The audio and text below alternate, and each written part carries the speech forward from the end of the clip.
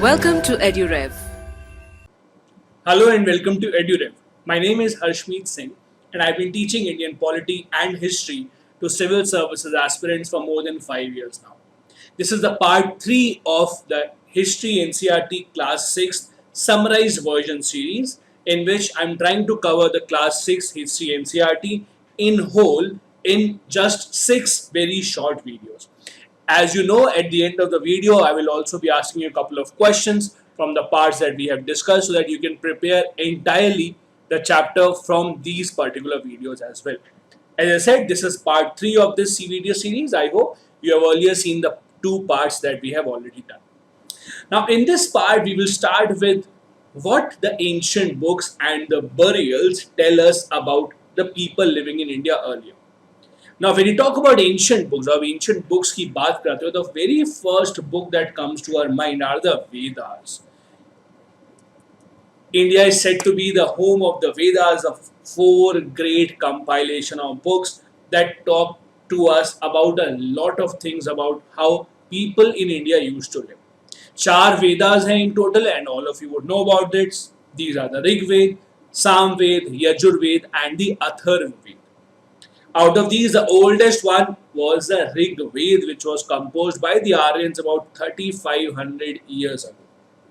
Now, Rig Ved is in the form of thousands of hymns. So, there are no written paragraphs, these are just hymns.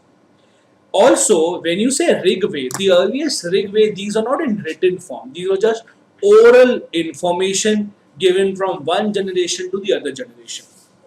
So, if a priest knows the Rig Ved, he will just recite the Rig Ved. Other people around him will listen to him and that is how they will also learn. The hymns in the Rig Ved were called the Sukt, that is, which means well said. ये hymns थी क्या? These hymns were mainly praises of gods and goddesses. कौन-कौन से god के बारे में बात है ऋग वेद में?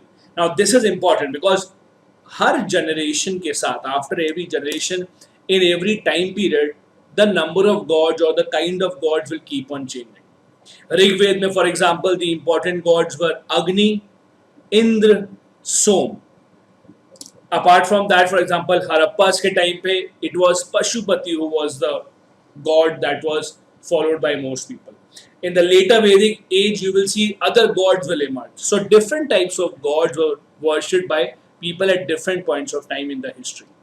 अब ये बनाई किसने थी hymns? These hymns were composed by sages or rishis as you call them.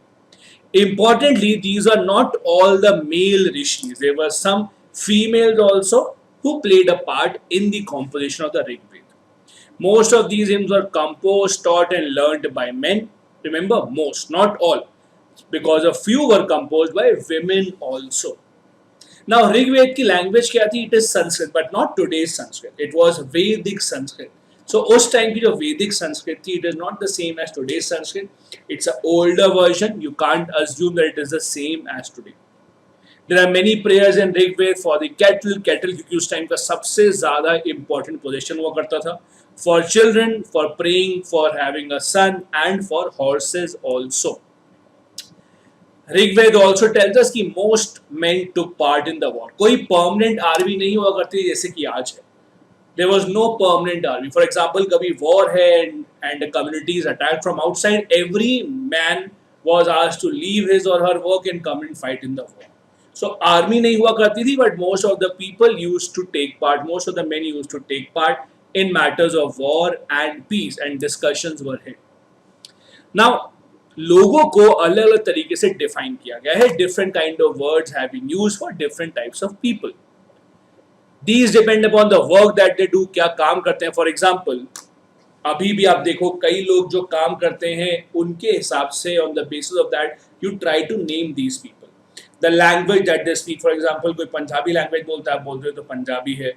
कोई बंगाली language बोलता है या बंगाल में रहता है, you tell that this person is a Bengali. Gujarati or different kind of names are attached to people. Depending on वो क्या बोलते हैं, कहाँ रहते हैं, क्या custom है उनका, etc. There are 2 types of people who are described in terms of their work. उनके काम के basis पे भी लोगों को अलग-अलग category में बांटा गया. For example, priest. Priest कौन होंगे? Priest जो लोगों को बताएंगे भगवान की पूजा अर्चना कैसे करनी है, how to come closer to God, how to do rituals, etc. These were called Brahmins who performed various rituals, and the other were the Rajas who used to rule.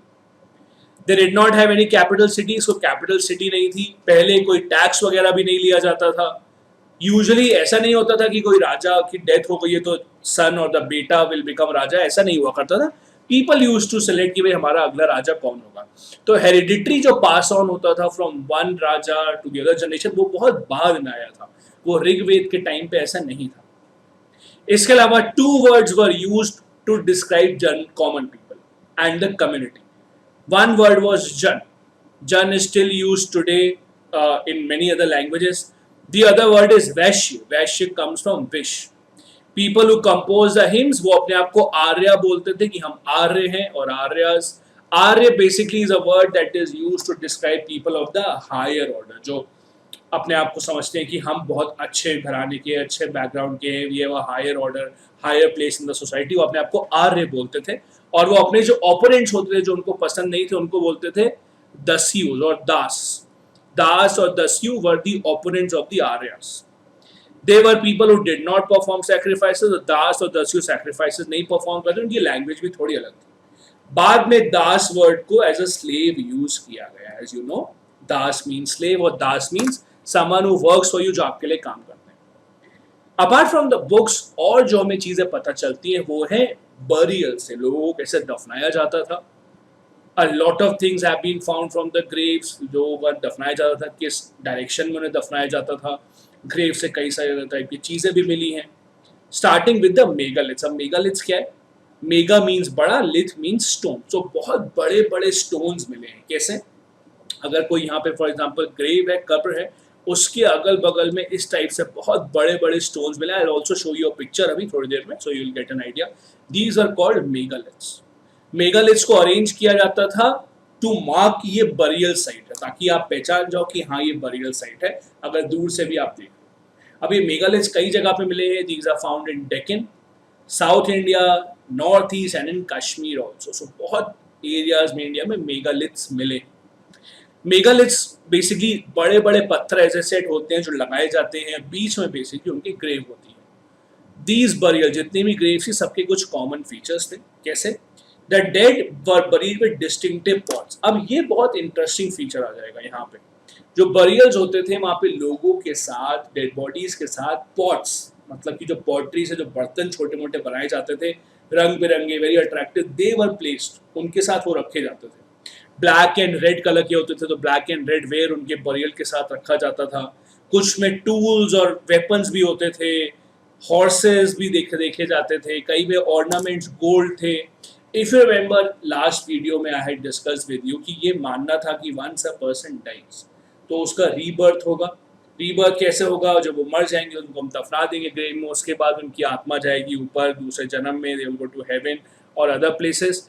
तो यहाँ से हेवन जाने के लिए ऑब्वियसली दे वुड, उनकी journey लंबी होगी तो भाई भूख लगेगी रास्ते में. So many of them were given pots, उसमें खाना होता था. हेवन जाएंगे तो भाई सज धज के जाना चाहिए, so they were also given gold, silver.